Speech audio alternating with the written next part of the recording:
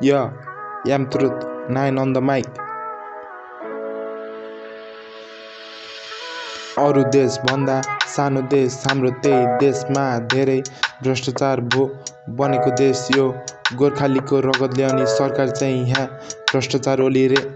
पढाइ सकिने बित्तिकै यहाँ बाहिर जानु पर्ने यतै केही गरौँ भने रोजगार नपाउने गाउँमा आमा बुवा एक्लै गछन् बस्ने उनीहरूसँग बसौँ भने कहाँबाट कमाउने नेताहरू गछन् घुस खाएर रमाउने जनतालाई भोकै राखी आफ्नो भुँडी चाहिँ फुलाउने कस्तो नेता हो देशको जनतालाई रुवाउने नेपाललाई सबैले चिन्ने एउटा शान्त राष्ट्र बने त्यही देशमा आवाज उठाउँदा जनतालाई गोली हान्ने कस्तो देश यो भ्रष्टाचारको शासन हुने जनताको भोट किन्न एक बेर रासन दिए पुग्ने लाटो जनता सबै एक छाक मासु भातमा बिग्ने पेट्रोल हाल दिए बाइकमा झन्डा बोकी हिँड्ने त्यही भएर जनता जहिले भोट हाल्न चुक्ने चुनाव आए भ्रष्टाचारको ठुलो बासर हुने त्यही शासनमा पुगेपछि हामीलाई आतंकवादी भन्ने आवाज उठाउँदा हामीले तैँले गोली चलाइस् त्यही गोलीको कारणले आफ्नो देश नि जलाइस् यतिसम्म गरिस् अझै भोट माग्न आइस् जसले जनता सबै फेरि त्यसकै पछि लाइस् नेता र जनतामा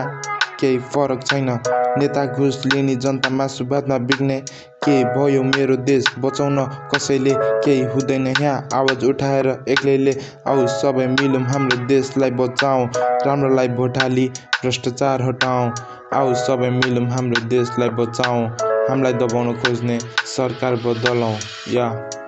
vote for good people not sold yourself for mass भात